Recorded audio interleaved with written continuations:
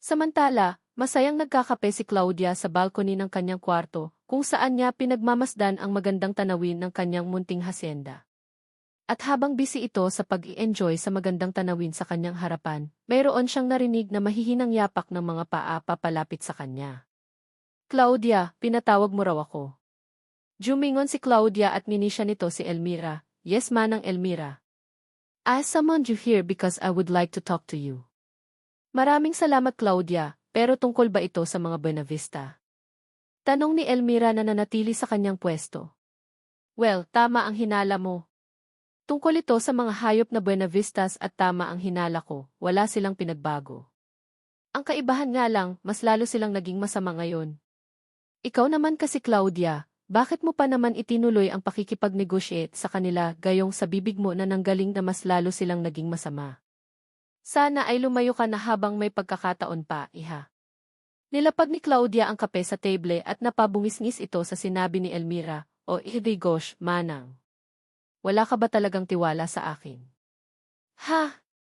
Sa'yo, may tiwala ako pero sa mga Buenavistas wala dahil sa pamilya sila ng mga mamamatay tao. Lumapit si Claudia kay Manang, relax ka lang Manang. I know what I am doing, planado ko ang lahat ng ito. Mula pagbabalik ko hanggang sa pagpasok ko sa buhay ng mga Buenavistas ay plarsado na. There is nothing you should worry about, alam mo ba kagabi, kung makikita mo lang ang excitement sa mukha nila nang dumating ako. Lalong-lalo na si Emilia at Rogelio, halatang-halata na para akong isang kumikinang na dolyares sa paningin nilang dalawa. Madali talagang pakutin ang mga taong nasisilaw sa salapi. Kitang-kita ang saya sa mukha ni Claudia habang inilalarawan niya ang nangyari. Pero, muli niyang pagpapatuloy, okay na sana ang lahat ng bigla nilang ilabas ang totoong kulay nila. Gumuhit ang pagtataka sa mukha ni Elmira, ano ang ibig mong sabihin sa bagay na iyan, Claudia? Inikutan ni Claudia si Elmira bago ito huminto sa baikori al sumandal. Kinuha riya ang kanyang kape bago muling nagkwento. There was this guy named Dante who caught my attention. And not because he was more handsome than David, he was the one na sana ay maghihigay sa akin ng mamahaling wine, pero bigla na lamang siyang napatik at nabasag ang mamahaling wine, which is amounted 4 million. And as I expected, Emilia humiliated him in front of everyone but was able to save him. Para akong si Darna na rilampaso si Valentina sa harapan ng maraming tao, maging si Rogelio ay walang nagawa sa akin. Ang sabi ko pa nga sa kanila, sobrang mahal ko ang mga waiters, kasambahay, at mga empleyado that is I took his side kesa sa kampihan ko si Lucifer. Maganda naman ang ginawa mo pero sa pagkakakilala ko kay Emilia at Rogelio, nakatitiyak ako na binugbog nila yung lalaking nagngangalang Dante dahil ayaw nila nang may umaagaw sa atensyon nila at mga taong palpak.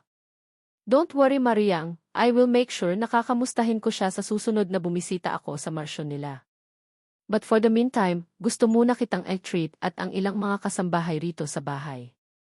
Pero di ba, nagpa-party ka na nitong nakaraang araw? Of course it was not enough. Sa dami ng mga naitulong ninyo sa Alden, that party was just the beginning of his payback. Kaya magbihis na kayo at ang tatlo sa ating mga kasambahay kasi kayo ang unahin ko. Next time, yung iba naman. Abot langit naman ang ngiti si Elmira nang marinig niya ang sinabi ni Claudia. Nagmadali itong nagtungo sa babae. Meanwhile, nagring naman bigla ang cellphone ni Claudia sa table at mabilis niya itong sinagot. Good morning po, Ma'am Claudia. Nahanap na po namin ang Chateau Margaux na gusto ninyong iregalo sa mga Buenavistats. And this wine costs us $225. Very good, Diego. Go ahead and ship it to the Philippines, kailangan ay eksakto ito sa address na ibinigay ko sa'yo. Noted, Ma'am Claudia. Yes, the way, our business partners here in the Italy are missing you already and they look forward to seeing you soon. Ngumisi si Elmira, I miss them so much as well but I have so many commitments as of now and I cannot promise kung kailan kami muling magkikita-kita. Sige na, just text me if you need to. Goodbye, Ma'am. Pinatayan na ni Claudia ng cellphone si Diego at eksaktong 12 ay umalis na siya kasama ng kanyang mga kasambahay nagpunta sila sa isang sikat na mall sa Makati kahit na may kalayuan ito. Ma'am, sana po ay sa isang mall sa Cavite na lang tayo nagpunta. Isa kalahati. Of course boring kapag malapit, manag Elmira. Gusto kong magpunta tayo sa Green Hills dahil ang balita ko ay maraming Hickory items ang meron doon. Nagulat si Elmira at ang ibang mga kasambahay sa narinig nila sa kanilang ama. Naku maam, ayos na ayos lang sa amin kung mumurahing mga gamit lang ang ibibigay ninyo. Mahirap naman kung tag 50,000 ang bibilhin ninyo sa amin. Parang 3 buwan na sahod na rin namin iyon eh. Ano ka ba manang Elmira, that is just fine even me. Siyempre, I am a billionaire and I would like to share the blessings to others. At dahil sa free pa ako ngayon, decided na bilhan kayo ng mga luxury items. Minsan nyo lang ako makakasama, kaya wag nyo na sanang tanggihan ang regalo ko sa inyo. Wala nang nagawa pa sila manang Elmira, kung di ang pumayag sa gustong mangyari ni Claudia. Nagpunta sila sa mall kung saan nanood sila ng scene, kumain sa isang mamahaling restaurant, bumili ng maraming pagkain. Kitang-kita na ang i-enjoy silang lahat. At nang magpunta na sila sa isang branded bag store, dito na nagulat si Claudia dahil sa mayroong isang lalaking kumalabit sa kanya habang namimili siya ng mga luxury bag na ibibigay niya sa kanyang mga kasambahay. Hey, is that you Claudia? Ang tanong ng isang lalaki na mayroong malamig na boses. Napalingon naman si Claudia at nakita niya si David na nakangiti sa kanya. What's up? I was not expecting na makikita kita rito, sambit ni David. Napangiti na rin si Claudia sa kanya, wow. It is so nice to see you here, David. Who would have thought na magkikita ulit tayong dalawa?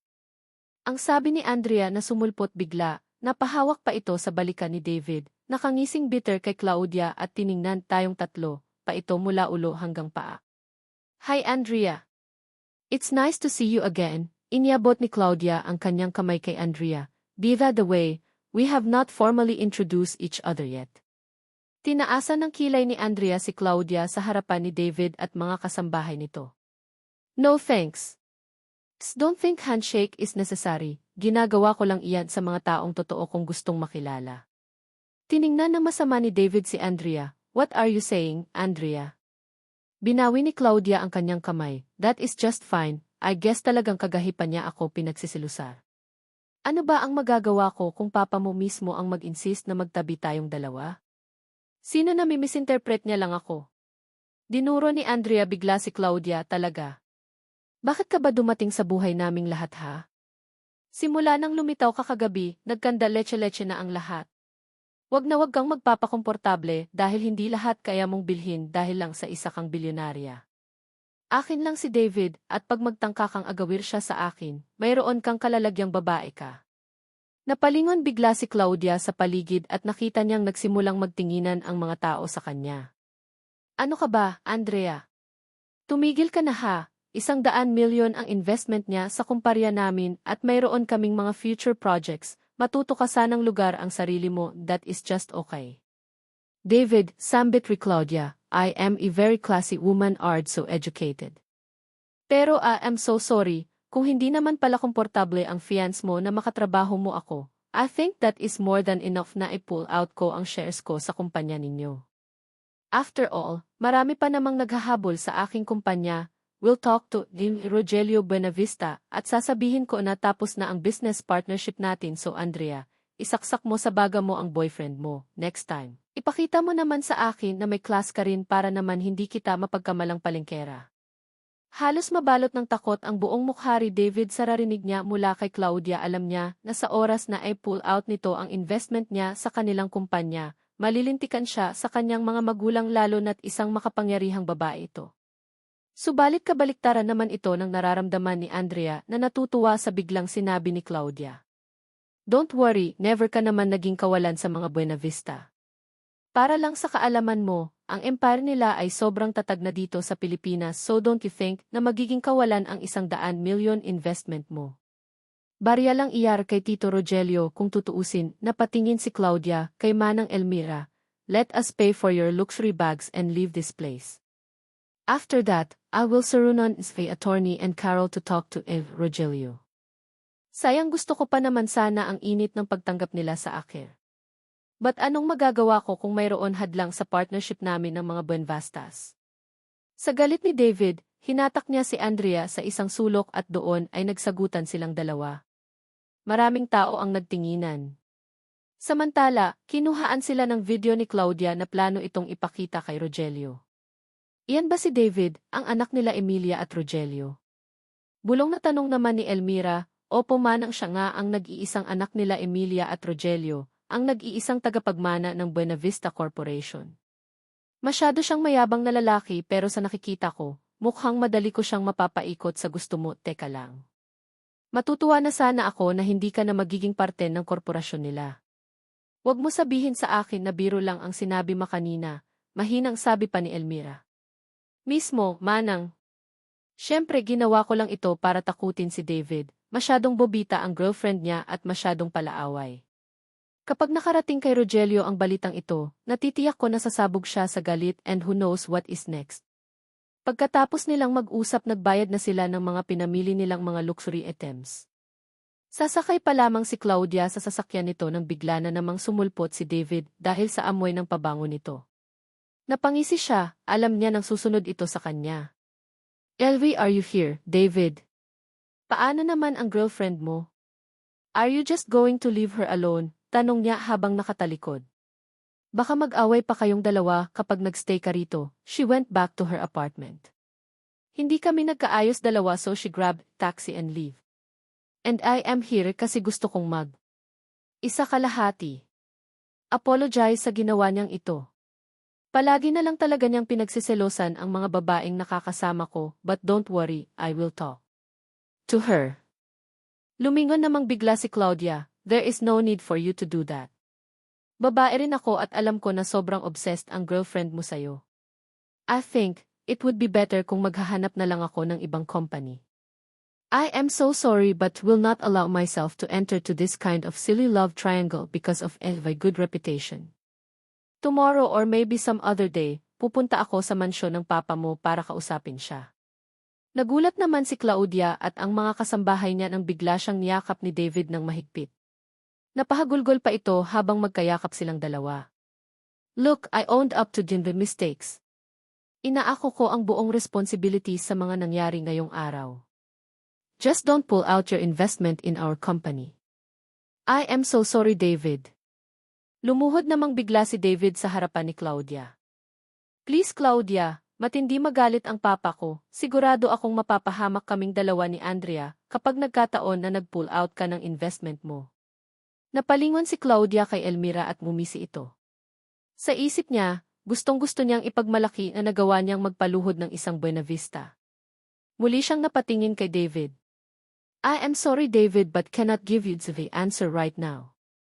As you see, nagawa kong mapagpasensyahan ang pagiging palengkera ng girlfriend mo, but as a businesswoman, kailangan kong pag-isapan kung ano ang gagawin ko. Whether I am going to stay in your company or not." Sumakay na si Claudia sa kanyang van at nag-goodbye wave muna ito sa binatang na natiling nakaluhod bago isara ang kanyang van. Nang makauwi si Claudia ay muli itong tumambay sa labas ng kanyang hasyenda. Lumapit naman si Elmira dala ang isang tasang kape para sa kanyang amo. Humigop si Claudia ng mainit na kape. Napaupo siya at sumunod namang umupo si Manang Elmira sa harapan niya. Ngumisi bigla ang bilyonarya. "Isn't it amazing? Nagsisimula pa lang ang laban pero may isa na akong Buena Vista na napaluhod. I think should be celebrating." Napabuntong hininga naman si Elmira, ngayon ko lang talaga nakita iyang si David, parang 1-year-old pa lang yata siya noong naninilbihan pa lang ako sa kanila. At ang hitsura niya, hawig na hawig niya ang lolo niya noong kabataan rito, sobrang gwapo rin. Nilapag ni Claudia ang kape sa table. "Manang, regardless itong sobrang gwapo niya, angelic at makisig. Kahit na nasa kanya na ang qualifications na hinahanap ko sa isang lalaki kung isa siyang Buena Vista, I am not going to like him.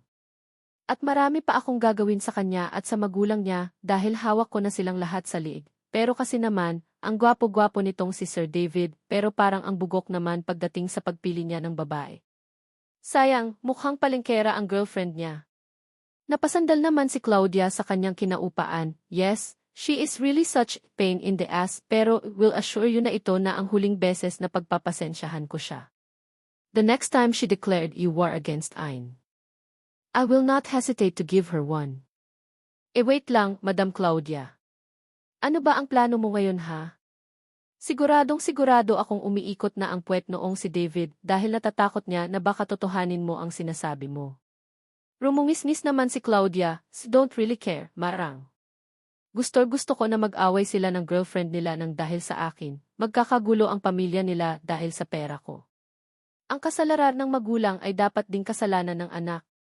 Of course, magpupurta ako sa Monday sa mansyon nila, and I will talk to Rogelio about the incident that happened earlier para naman mas lalo pang lumaki ang gulo." Bigla na lamang nakatanggap ng isang tawag si Claudia galing kay Emilia. Napatingin siya kay Manang. "Emilia is trying to call to me. It seems na nakarating na sa kanya ang ginawa ng kanyang bugok na anak. Would you like to hear her voice?" Manang kinapatayo naman si Elmira. Ay hindi bale na lang at baka bumalik pa ang trauma ko noong time na sinisigaw-sigawan niya ako. Pagkaalis naman ni Elmira ay siyang sagot ni Claudia sa tawag. "Emilia." "Yes, dear business partner, Carlos, did you call?" First of all, how are you?" Nautal niyang sabi, "I hope you enjoyed the party last night." "Of course did. I had so much fun and really look forward to our next party. Thank you so much for that, Claudia. But I will go straight to the point, kasi itong anak ko, I've had a long conversation with him earlier and I could not help but worry kasi are you trying to pull out your investment?" Muling napahigop ng kape si Claudia bago nito sinagot ang tanong ni Emilia. "For sure, you already know the entire story before you call me, right?" Tanong na sagot naman ni Claudia. "Already crew what happened and on behalf of Evie's son and his fiancé, I would really like to apologize. I know you are a very classy woman, kaya hindi mo pinatulan si Andrea. But I hope this trivial matter does not affect our future plans for our companies. After all, parehas naman tayong makikinabang sa interes ng bawat isa, right? Actually, Emilia, since nagpaprangkahar na rin naman tayong dalawa, I will go straight to the point as well. Marami rin kasing companies ang gustong kumuha sa akin aside from you. And I really want to work with people na walang sabit. Your son David is so professional at masasabi kong malaki talaga ang potential niya. However, if his girlfriend is going to stand on our way, sorry but have to change the mind." "Nako Claudia, as I said, this is just a trivial matter. Yes, the way, pinagalitan ko na silang dalawa and then I even told Andrea na wag nang magsalita against you next time. Ang sabi pa niya sa akin, she will apologize once na magkita kayong dalawa." Pumalakpak ang tainga ni Claudia nang marinig niya ang sinabi ni Emilia. "Really? Siyempre naman. Tomorrow kasi, mayroong simpleng celebration kami rito sa mansion dahil sa partnership natin. Medyo bored din kasi and sobrang nabitin lamang ako sa party natin. Sage will come tomorrow for that simple celebration. Also, I look forward to hearing the apology of Andrea. Mabait naman akong tao at mapagpatawad, not unless masagad ang pasensya ko, dahil doon talaga ako nagiging isang tigre na nanlalapan ng leon. Oh, I really like it. Parehas na parehas tayong dalawa, Claudia. Anyway, I guess we call it day. I know you are also relaxing right now. Actually, I'm just having dive coffee this afternoon. See you tomorrow, Emilia. Kindly wait for the wine dahil on the way na ito sa mansion ninyo. Is that so? Saang bansa naman ito manggagaling? Italy, kangad na sagot naman ni Claudia. Talaga? I think there is no way na makakarating rito ang expensive wine na sinasabi mo in just one day. Napatawa naman bigla si Claudia. Oh Emilia, you are so funny, masyado mo yatang minamaliit ang kakayahan ko to give it within the day. I am sorry anyway, nakakatawa nga akong babae. I shall see you tomorrow then. Bye for now. Pinatayan na ni Emilia ng tawag si Claudia at muli itong humarap kay Dante na pinahihirapan niya sa kanilang bodega. Nilagay nito ang kanyang phone sa bulsa at muling hinawakan ang kanyang latigo. Lumingon siya kay Dante na nakatali ang mga paa at kamay. Duguan din ang binata dahil sa natamo nitong mga pinsala sa katawan at mukha. Hirap pa nga itong makakita dahil sa kanyang mga black eye. Ano Dante ha? Akala mo ba tapos na tayo? Hindi mo alam kung gaano mo ako pinahiya sa mga bisita ko. Sa gigil ni Emilia ay muli niyang hinampas ng latigo si Dante. Tama na po, ang pagmamakaawa pa ng binata. Anong tama na ha? Kulang na kulang pa yang mga pasa mo sa mukha at katawan para sabihin ko sa'yo. Kung hindi mo lang sana nahulog ang wine, sana hindi ako susupalpali ni Claudia ng mas mahal na wine. Natapakan ang pride ko bilang isang Buenavista and it's your fault. Paulit-ulit namang hinampas ni Emilia ng latigo si Dante hanggang sa hingalin na ito. Si Sir David. Siya po ang pumatid sa akin. Kaya nahulog ko po ang wine. Mahinang sabi ni Danaite, halos papikit na ang mga mata niya dahil sa pamamaga nito. Ah, ganun ha? And what makes you think na makikinig ako sa sinasabi mong hampas lupa ka? He is Jivay's son and kaya is he going to do that? Alam niya na sobrang importante ng gift namin para kay Claudia. Tanungin niyo po siya. Hindi na pinatapos ni Emilia ng pagsasalita si Dante, bagkus ay muli niya itong nilatigo. Walang katotohanan ang sinasabi niya ang wika ni David na pumasok bigla sa bodega. Nakasuot lamang ito ng sando at shorts. Napalingon si Emilia at napangiti, David Divison, I have a good news for you. Lumapit muna si David bago ito muling nagsalita. Tungkol po ba ito kay Claudia? Tanong ng binata.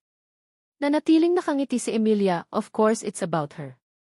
As convinced her na magpunta rito bukas. And I told her na gustog manghingi ng sorry ni Andrea sa nangyari. What? Naglabasan ang mga ugat ni David sa no dahil sa gulat, Andrea is not going to do what you are talking about. Alam naman natin na. Tinakpan ni Emilia ang bibig ng kanyang anak na huminto sa pagsasalita, isde. Ano ka ba naman David, wala ka bang tiwala sa nanay mo? Ako na ang bahalang makipag-usap kay Andrea regarding this matter, okay? All you need to do is to relax because you have already done your part. Ikaw naman kasi, dapat dinedma mo muna si Claudia nang magkita kayong dalawa sa isang mall knowing na mainit ang dugo ng fiance mo sa kanya. Mom, Kyrie, is it my fault now? I could not help myself but approach her because she is a nice person. Bigla na lamang namutla ang pisngi at tainga ni David nang hindi nito namamalayan. Hoy ikaw David ha? Baka naman mamaya, bigla ka na lamang mahulog dyan kay Claudia ha? Remember, you are already committed to Andrea. Matagal na kayong dalawa and your wedding is going to happen soon. Soon? Mom, she has not given her answer yet. Sabi niya sa akin, kakausapin muna niya ang parents niya before giving me her final answer. Hindi ka karapat-dapat kay Andrea dahil masama kang tao. Ang nakakagulat na sabi ni Dante, nanlilisik ang mga mata niya kay David. Napupuno ng galit ang kanyang puso. Itiniklop ni David ang kanyang kamay at lumapit ito kay Dante. What did you just say ha? Sa kalagayan mo ngayon na naliligo ka na sa sarili mong dugo, nagagawa pa rin ang dila mong mambastos. David, that is enough. Hindi bagay sa'yo na makipag-usap sa isang kagaya ni Dante. Isa lamang siyang hampas lupa. If there's somebody here who can punish me, ako lamang iyon dahil sa akin siya may malaking atraso. May araw rin kayong mga Buenavistal Tanda-Arniryo, mayroong batas ang isang api. Darating din ang araw na kayo naman ang pahihirapan ng panahon. Nagtinginan sila Emilia at David.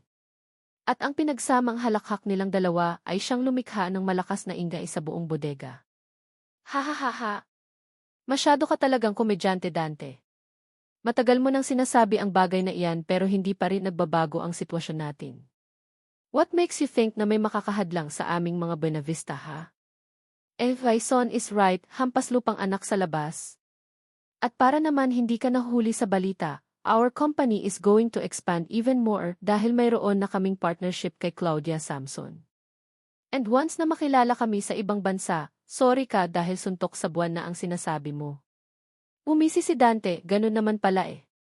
Kung balak ninyo akong pahirapan sa buong buhay ko, mas maigi pang patayin nyo na lang. Ako. Dinuro ni Emilia si Dante, that is not going to happen kasi nag-enjoy pa kaming pahirapan ka. Ang sabi ko naman sa'yo diba, ang kasalanan ng magulang ay kasalan din ng anak. Kaya bilang karma ng mama mo, kailangan kitang pahirapan hanggat nabubuhay ka, at habang nandito kaming Buenavista, titiyakin kong magiging impyerno ang buhay mo. Ha ha ha ha. Let's go mom, I think we've already had enough of this guy. Siguro naman magtatanda na itong hampas lupang ito, nakademonyong ngising sabi pa ni David. Binitawan na ni Emilia ang latigo at saka silang umalis mag-ina. Samantala, iyak naman ng iyak si Dante dahil sa labis-labis na paghihirap niya sa kamay ng mga Buenavista. Muli namang sumagi sa isip niya ang pagtatanggol sa kanya ni Claudia, kaya nagkaroon ito ng kaunting pag-asa na magbabago pa ang kapalaran niya. Kinabukasan, maagang nagpunta si Claudia sa bahay ng mga Buenavista. Suot ang mamahalin riyang gold gown, necklace, pati ang kanyang earrings. Lahat ay milyon-milyon ang halaga. Subalit suot-suot niya ang bracelet na binigay sa kanya ng kanyang ina dahil sumisimbolo ito ng kanyang paghihiganti. Nang makarating siya sa mansyon ng mga Buenavista, muli siyang sinalubong ni David na nakasuot ng tuksedo. At kagaya ng nakaraang pagkikita nila, natulala ulit ang binata nang makita niya ang magandang bilyonaro. Subalit itinago niya ang kanyang kilig dahil nakatingin si Andrea sa kanya na katabi ng kanyang mama. He extends his hand to Claudia nang nakangiti. Tinanggap naman ni Claudia ang kamay ni David nang may ngisi sa kanyang labi. "Good morning, Claudia. I am so glad that you're back," sambit pa ng binata. "Thank you so much, David. You are so gentleman." Sa sinabi nito, hindi mapigilan ng binata na mamutla. Samantala, hindi pa rin mapigilan ni Andrea na magselos dahil sa nakikita niya, kaya naman bumulong na si Emilia sa kanya. "Please, Andrea, there is nothing to be jealous about. As you see, mulcha namang business partnership lang ang namamagitan sa kanilang dalawa." Kahit na ganito ang sinabi ni Emilia, pilit pa rin ang ngiti ni Andrea. "Anyway, when she comes closer, you should say you're sorry, ha? Mas maganda kung gagawin mo ito before I start talking to her kasi baka biglang magbago ang isipan nitong si Claudia." "Noted po, tita," sambit ni Andrea. Nang makarating si Claudia sa harapan nila Emilia at Andrea, kaagad na nagsalita si Andrea. "Claudia, I know I've said things that hurt your feelings yesterday and I have come to apologize. Sorry if I offended you and acting so unreasonable. It was entirely in my fault and I swear it won't happen again." Pilit pa ang ngiti ni Andrea nang sabihin niya ito kay Claudia. "See, Andrea is a very sincere girl, Claudia. And I am hoping na sana ay patawarin mo siya." Nanatiling nakatingin si Claudia kay Andrea hanggang sa nakipagbesa na ito sa dalaga. Umikot ang mga mata ni Andrea nang gawin ito ni Claudia dahil alam niya na labas sa ilang at pilit ang paghingi rito ng sorry. "That is just fine. Yisa, the way, I really like your outfit for today. I was just wearing red dress last night Friday." "I see," ang tanging reply lamang ni Andrea. Samantala, nakipagbeso naman si Emilia kay Claudia at pagkatapos ay napatingin ito sa mamahaling necklace ng bilyonarya. "It's nice to see you back, Miss Claudia. Yes, by the way, natanggap ko ang wine kagabi and I would say na ito na talaga ang pinakamahal na wine na natarangap ka. Pero I wonder how much it was." Bumungis ni si Claudia, "That wine is around $225,000, which happens to be the favorite wine."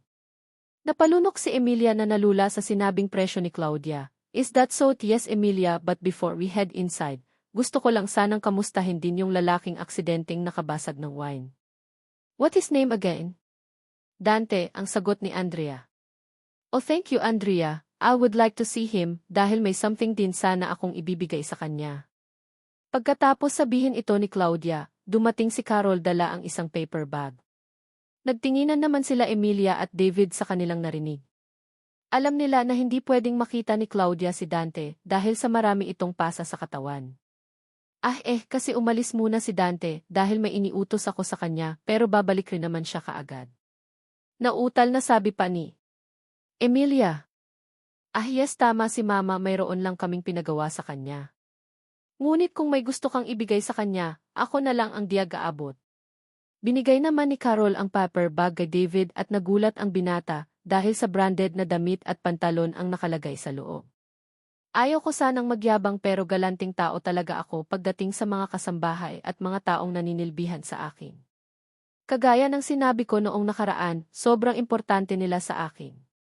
Sana magustuhan iyan ni Dante." Of course magugustuhan iyan ni Dante. Ang biglaang pananabat ni Rogelio pa lumabas kasama ang alalay niya. Sobrang mahilig kasi siya sa mga mamahaling bagay kaya nagagawa niyang tipirin ang sarili niya makabili lamang ng branded na gamit. Nagnichan sila Rogelio at Claudia. "Oh, Rogelio, it's nice to see you again." "Likewise, Miss Claudia."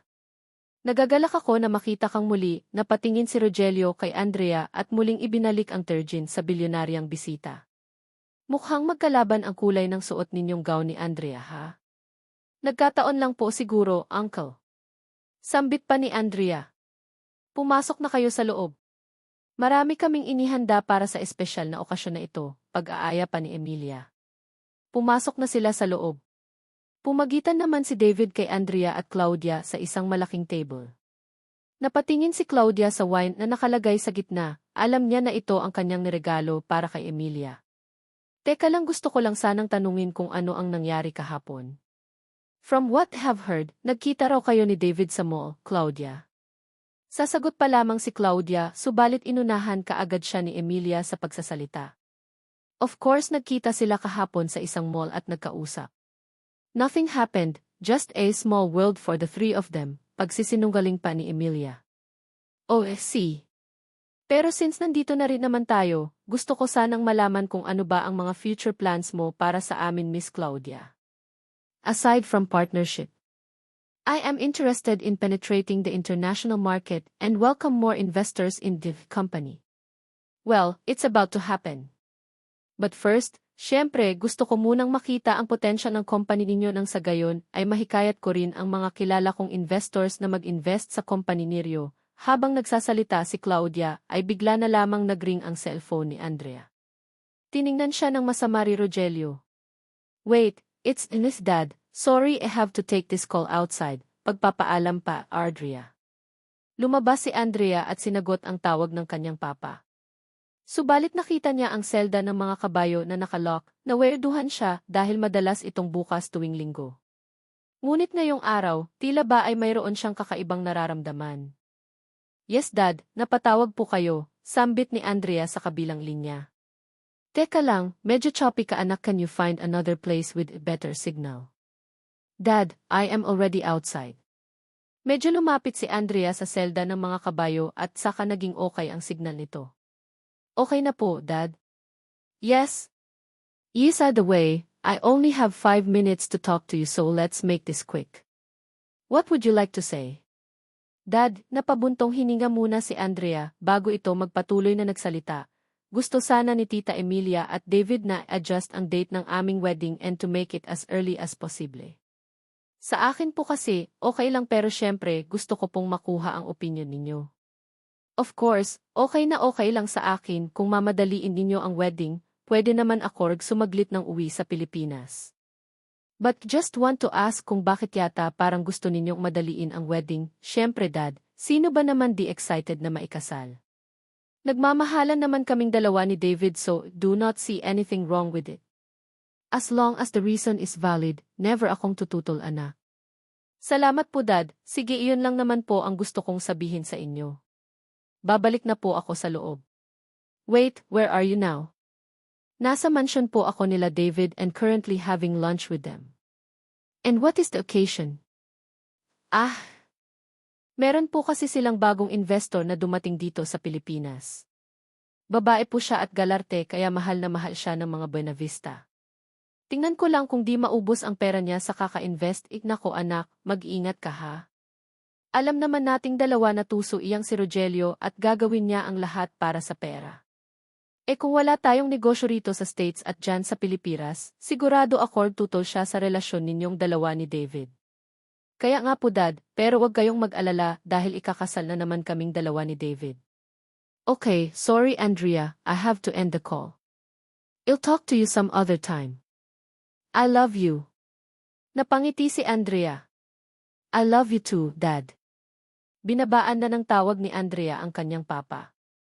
Babalik na sana ito sa loob subalit sobra pa rin siyang naku-curious kung bakit sarado ang selda ng mga kabayo.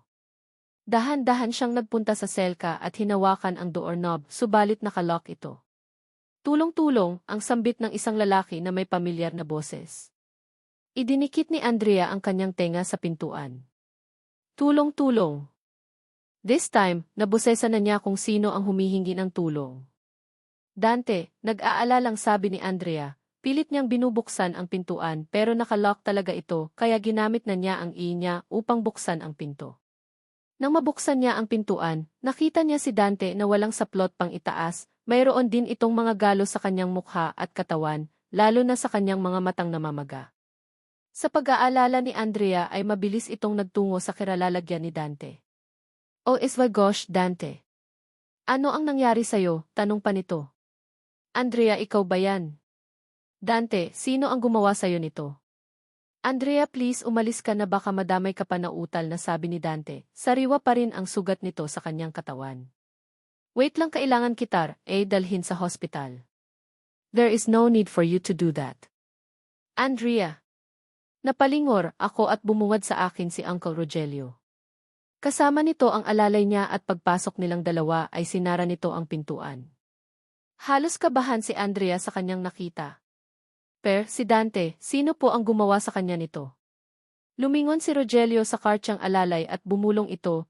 "Lagyan mo nga ng busal ang bibig niyang, Dante na yar, at baka kung ano pa ang isigaw niya." Kaagad naman itong sinunod ng kanyang alalay. Nilagyan niya ito ng busal sa bibig. Nagtaka si Andrea sa mga nangyayari, kaya lumapit na si Rogelio sa kanya. "Alam mo, Andrea, you should not stick your nose to where it does not belong to. That guy has committed more crimes than you know." Maswerte pa nga itong si Dante dahil hindi ko siya ipinakukulong sa dami ng mga kasalanan niya sa amin. "Kasalanan?" kunot noong sabi ni Andrea, "pero mabait na lalaki po itong si Dante. Hindi ako naniniwala na magagawa niyang gumawa ng isang krimen." "Believe it or not, Andrea, I am telling nothing but the truth." "Pero sige, huwag kang mag-alala, maawain din naman ako rig tao, kaya will assure you na gagamutin namin ang mga sugat niya sa katawan. I just did that to discipline him para madala siya. Now, I think you should head back inside dahil hinahanap ka na ng anak ko. I'll take care of this one." Ang mga nakakakilabot ng ngiti ni Rogelio ang nagpanginig ng tuhod ni Andrea. She does not believe in him at all dahil mas naniniwala siya na isang mabuting tao rin si Dante. Bagamat ayaw na niyang pahabain pa ang usapan, muli siyang bumalik sa loob ng mansyon at tumabi kay David. Hinanap ng mga mata niya si Claudia, subalit hindi niya ito nakita. "If you are looking for Claudia, she went to the bathroom," wika ni Emilia. Napangiti si Andrea at ginamit niya ang pagkakataon na ito upang ihatid ang magandang balita. "Well, I have a good news po, tita," nakangiting sabi pa nito sabay hawak sa kamay ni David. "His dad called me earlier and he said he was fine kung mamadaliin natin ang wedding." Parehas na pangiti sila Emilia at David sa narinig nila mula sa labi ni Andrea, lalo na si Emilia at gosh, Andrea. "You really made my day happy already." "Likewise, ma, but let us keep this secret from Dad. Sorpresahin na lamang natin siya sa araw ng kasal natin." "I will take note of that, David." Samantala, sabay namang bumalik si Claudia at si Rogelio sa dining area, kaya nabahag ang buntot ni Andrea ra magsalita tungkol kay Dante. Naupo si Claudia at Rogelio, subalit unang nagsalita si Claudia dahil nahalata niya na masaya ang mukha nila Emilia at David. "I am sorry, did miss something?" tanong pa nito. "Oh, nothing, Claudia. We are just having a nice conversation." Ito kasing si Andrea at David, sobrang sweet nila sa isa't isa at kitang-kita naman sa mga mata nilang nagmamahalan sila. Sinabi ito ni Emilia upang paringgan si Rogelio na parang walang pakialam sa kanyang sinasabi. Naging clingy naman si Andrea sa kanyang flans at napahawak pa ito sa balikat ng hirata. "Sinabi niyo pa po, tita. At kahit na anong mangyari, sa akin lang po itong si David. I will not let anyone to stand in our way kasi ipaglalaban ko po siya kahit na anong mangyari." This time, napahinto si Claudia sa pagkain at napahigop ng kanyang wine dahil alam niya na siya ang pinariringgan ni Andrea. Nang mapansin ni Rogelio na medyo naiinis na si Claudia ay nagsalita ito. "This occasion is dedicated to Claudia and our partnership with her. I cannot believe that we are talking about trivial matters. So David, Carlos, don't you focus on entertaining her rather than wasting time flaunting about your romantic relationship with Andrea. That will get us nowhere and do not want to waste any more time." Napatahimik si Emilia at Andrea sa sinabi ni Rogelio. Si David naman ay kaagad na napatingin kay Claudia. "Sorry, miss. Claudia, did not mean to ignore your presence." "It's okay, David, as I said. I am a classy woman at naiintindihan ko naman kung hindi niya mapigilan na ipakita ang affection ninyong dalawa ng girlfriend mo. Pero Claudia, kailan ba kami makakapasyal sa mansyon rinyo? Siguro naman ay welcome rin kami rito, di ba? Pagsasabat ni Emilia. Sure ako na mas maganda ang mansyon mo sa amin since you are a billionaire. Muling napahigop ng wine si Claudia bago ito lumingon kay Emilia at nagsalita. Well, I think you can come there next Sunday para naman makapagbanda rin ako. If you want magpapabarda rin ako. We'll invite famous artists, we'll prepare catering, or you are welcome to suggest para naman ma-meet ko ang expectations ninyo. Ano ka ba naman? Isa will not be suggesting those things because I think your presence is more than enough. And I will appreciate it kung magmahjong tayong dalawa. Tama si Emilia, pag sa ngayon naman ni Rogelio, your presence is more than enough for us. Hindi na namin kailangan mag-demand ng kahit na ano since you already gave us your generous time. Mukhalar kaming demanding pero simple lang din ang gusto namin. Besides, we know that you are such busy woman kaya we are not obliging you to do unnecessary things. Thank you for saying that, dear Rogelio. Napatingin si Claudia kay Emilia, and I am so sorry Emilia dahil poker lamang ang laro na gusto ko. Oh, I see. Pero that is just fine you and me. Nakatanggap naman ng text message si Claudia galing kay Carol. Miss, you have an urgent meeting from F. Peterson via Zoom. He would like to talk to you at dalawa si. Nagpunas muna ng pisngi si Claudia bago ilagay ang kanyang phone sa kanyang clock. Napatingin ito kay Rogelio. I am so sorry but have to go na. I have an unexpected urgent meeting today. Shall see you next time. Napangiti si Rogelio, even on Sunday, nagagawa mo pa ring magtrabaho. That is really applaudable, Miss Claudia. I really admire your dedication to work. Thank you, dear Rogelio. Nasanay lang ako sa ganitong klase ng setup kaya walang araw ang trabaho sa akin. But when I want to rest, I will rest. Tumungo si Rogelio at tiningnan nito ng masama si David. Are you just going to sit there and do nothing? Ihatid mo itong si Miss Claudia sa labas. Tatayo pa lamang si David nang tumingin si Claudia sa kanya. There is no need for you to do that. As can walk guitar myself. I am used to wearing heels. Umalis na si Claudia sa mansyon nila at pagpasok nito sa loob ng kanyang van, ay kaagad siyang inusisa ni Carol. Kamusta ang paglalunch ninyo? As I expected, their presence alone made me feel I'm in hell. It was really such a nightmare for me especially when si Rogelio's demon smile at kapag nakikipagplastikan sa akin si Emilia. They are both evil in EVIS, nothing is new, puro lamang sila mga demonyong naghahasik ng lagim rito sa lupa. How about David? As can see na takot siya sa papa niya dahil sa isang tingin pa lang nito sa mata ay sumusunod na siya. I could feel the frantic bubble of fear rising inside him when his dad talks in a serious tone of voice. And that is more than enough for me to crow na kayang-kaya ko siyang pasunurin sa mga gusto kong mangyari. Just like what I told Manang Elmira, nagsisimula pa lang ang laban pero ako kaagad ang panalo. Napangiti si Carol na suportado lamang si Claudia sa gusto nitong mangyari. Samantala, hapon naman nang umalis din si Andrea sa mansyon ng mga Buenavista. Sa balcony naman nakatingin lamang si Rogelio sa kotse ng dalaga na hinatid ng kanyang fiance. Emilia, I know you are up to something, may itinatago kayong lihim sa aking tatlo nila David at Andrea. Malalaman at malalaman ko rin kung ano ito. Just wait until Isa find out what you are doing behind TV back.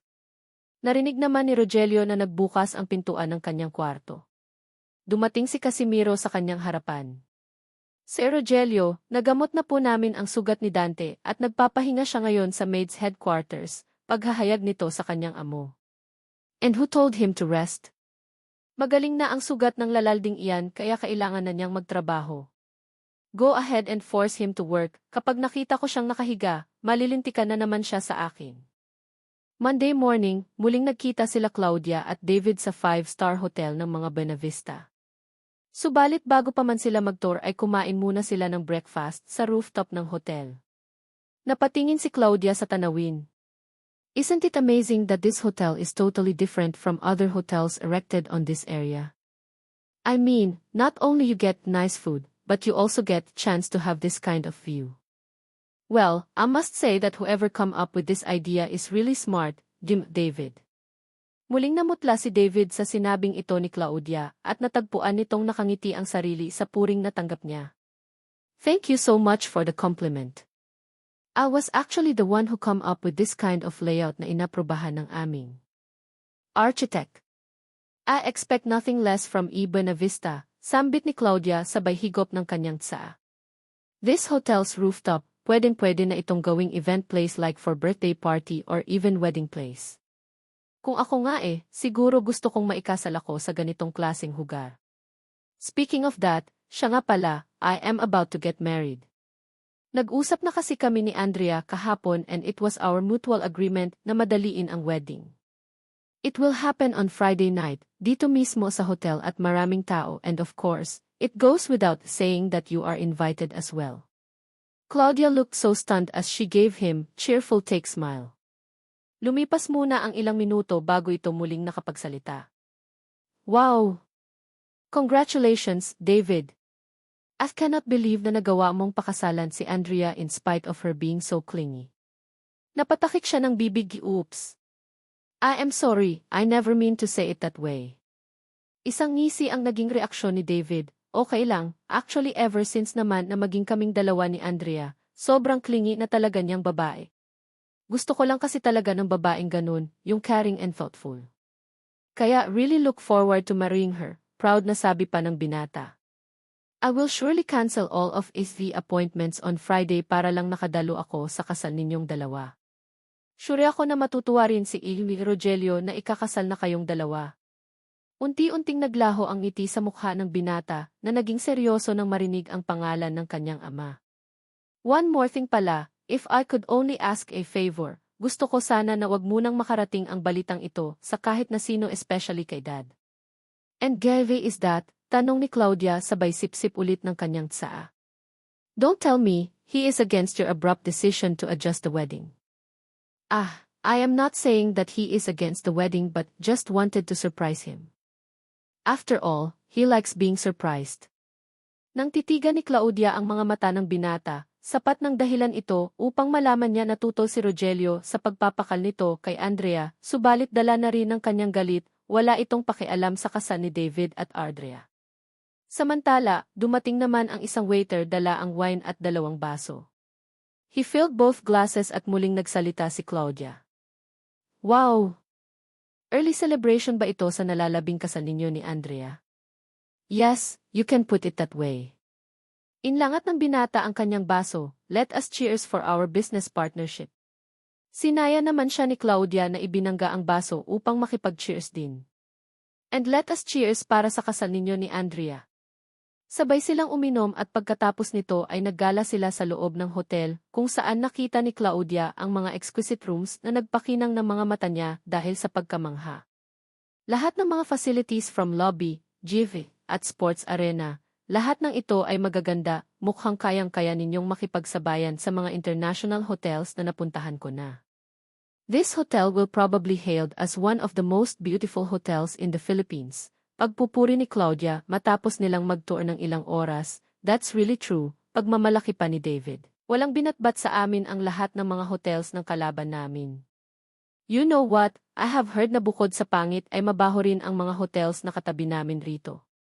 Maging ang customer service nila, ang pangit-pangit din daw base sa mga feedback ng mga clients naming lumilipat dito.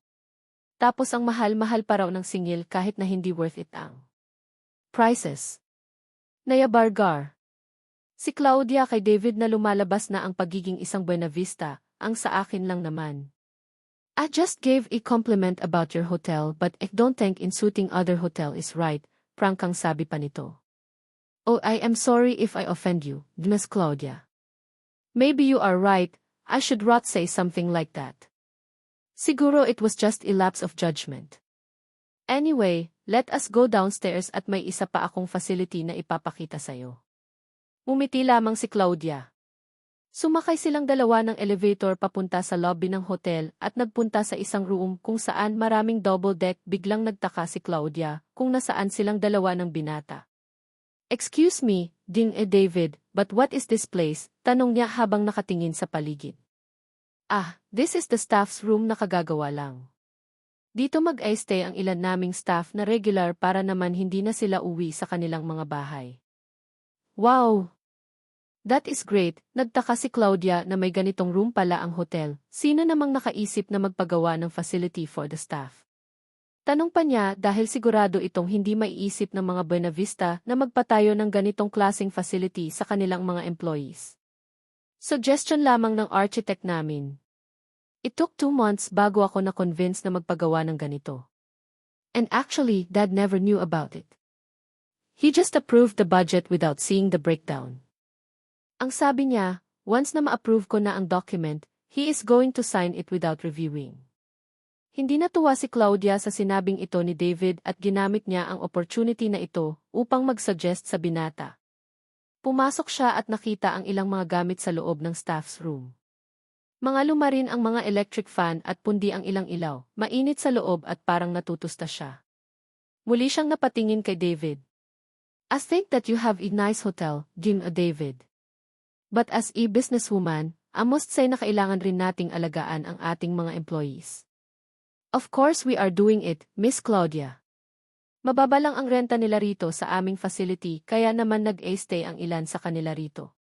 Mas lalong na high-blood si Claudia sa narinig niya mula sa binata, subalit na natili itong mukhang kalmado sa harap niya. If I were the owner of this hotel, I'll make sure na puro bago ang mga furnitures at fixtures ng mga staff ko. They dedicate more than 8 hours of their day sa trabaho and look at your surroundings, halos sira-sira na ang mga kagamitan. From electric fan, yung mga bedsheet, at ilaw, pwede itong mapalitan and one more thing, sana naman kung magpapagawa kayo ng facility for staff, sana ay libre na ito para sa kanila. From what I have heard, mababa ang pasahod sa mga tao rito sa Pilipinas. Lumapit si Claudia at hinigyan niya ng seryosong mukha si David. Honestly speaking, I am so disappointed to see this staff room. I would really appreciate it kung babaguhin mo ang facility. After all, I believe na barya lamang sa mga Buena Vista ang pag-renovate ng staff room. Am I right? Namutla si David, napalunok at nanlaki ang mga mata nang makita niya ang pagka-annoyed sa mukha ni Claudia. Baka sa karya na nagsisisi ito nang ipakita niya ang staff room. Well, I think agreed with what you noticed. Huwag kang mag-alala, I will raise your concern sa management and I will make sure na magiging maayos itong staff room namin, napangiti si Claudia sa kanyang narinig. Thank you so much, David. Sobra kong na-appreciate na nakinig ka sa akin. For the 3rd time, sasabihin ko sa'yo na sobrang mahalaga sa akin ang ginagampanan ng mga staff dahil kung wala ang serbisyo nila, hindi magtatagumpay ang isang negosyo. Idinaan ni David sa isang ngiti ang kanyang reaksyon sa sinabi nito. Of course tama ang sinabi mo. Good. Anyway, I shall go now. Let us meet each other again on Friday. Magiging busy lang ako sa iba ko pang mga businesses. Ah, ingat. Tahatid na kita sa parking lot. Naglakad na sila papalabas hanggang sa higla na lamang natapilok si Claudia nang makarating sila sa parking lot. Mabuti na lamang at hindi ito nahulog dahil nasalo naman siya kaagad ni David. Nagkatinginan silang dalawa sa nangyari. At ang lagkit ng kanilang tinginan bumilis RBA ng puso ng binata habang hawak-hawak niya ang likod ng dalaga. Tila ba ay huminto ang mundo sa mga sandaling ito at wala silang ibang nakikita kundi ang isa't isa lamang. Thank you David, ang sambit ni Claudia matapos ang ilang minuto titig na titig pa rin ito sa binata. Tila ay umurong ang dila ng binata. Hindi niya alam kung ano ang susunod niyang sasabihin dahil mas malakas ang kabog ng kanyang dibdib. Titig na titig pa rin ito sa dalaga at feeling niya ay walang ibang nahulog kundi ang puso niya para sa dalaga. I guess I was too clumsy to walk in heels and did not notice na may bato na pala akong nasagi. I will be careful next time, sabi muli ni Claudia. That is just okay. Kung muli kang masagi ulit sa susunod at madapa, nandito lang ako para saluhin kang muli para bang doble ang kahulugan ng sinabi ng binata, kaya nagtaka na lamang si Claudia. Samantala, dumating ang pulang kotse ni Andrea, at nang makababa ito, nakita niya na hawak-hawak ng kanyang boyfriend ang babaeng pinagsiselosan niya. Parang si Cinderella lamang na sinalo ng kanyang Prince Charming. Sa galit nito ay kaagad siyang lumapit. What is going on here? Galit na tanong niya. Napatingin si Claudia at David na mabilis naghiwalay. Gumuhit ang pagkagulat ni David nang makita ang kanyang fiancé. Andrea, what are you doing here? Tanong na sagot ng binata. Why am I here? Siyempre gusto kitang dalawin sa office mo to surprise you so we can have our lunch together. But it seems like ako pa yata ang na-surprise sa nangyari. Andrea, it's nice to meet you again. But there is nothing you should worry about. Wala kaming ginagawang masama ng future husband ma. I just happened to stumble and almost fell. Mabuti na lamang at sinalo niya ako. Lumapit si Andrea at hinawakan niya sa balikat si David. Well, I believe natapos na ang business partnership ninyo ngayong araw ng future husband ko kaya makakaalis ka na. Ano ka ba naman, Andrea? We already talked about this last time. Ang pangako mo sa akin, you will be right with Claudia. Napatingin si Andrea nang may galit sa kanyang fiancé, nice with her. Look what she is trying to do. She wants to steal you from me at dinadahilan lamang niya ang business partnership ninyong dalawa para maagaw ka niya. Ano ko ba naman David, ganyan ka ba talaga katanga para hindi mo yan mapansin o gustong-gusto mong nilalandi ka niya? Hindi na natuwa pa si Claudia sa narinig niya sa bibig ni Andrea. Excuse me. I am not flirting with David, iyong-iyo na siya Andrea.